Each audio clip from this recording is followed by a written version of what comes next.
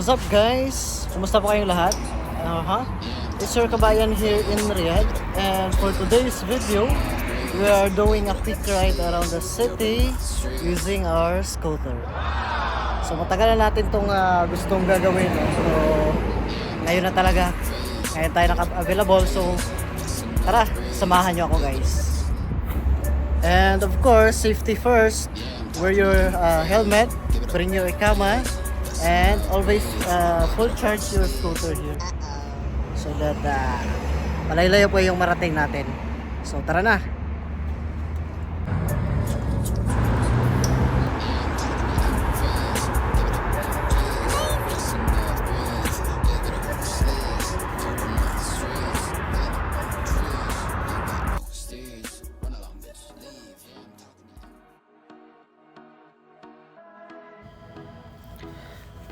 So dito mga idol, dito sa Riyadh, no, bawal talaga dito yung patanga-tanga. Bawat kilos mo, bawat galaw mo dapat may diskarte ka at respeto. Hindi ka pwedeng pabara-bara dito kasi nga sobrang higpit ng batas nila dito.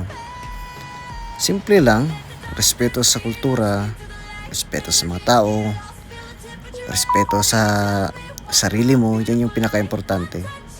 Kung sa Pinas ay pwede kang magpetiks-petiks lang, dito maguguluhan ka dito. Tsaka ano lang, dapat ay marunong kang sumunod, tsaka marunong kang makisama. Yan yung mga goods na goods dito. At lagi nating tatandaan, no, dito sa Riyadh, walang pa easy dito. Dapat ay lagi kang alerto, lagi kang matalino, kasi nga bawat isang maling galaw mo lang dito, nako, lagot ka talaga. You touch us like a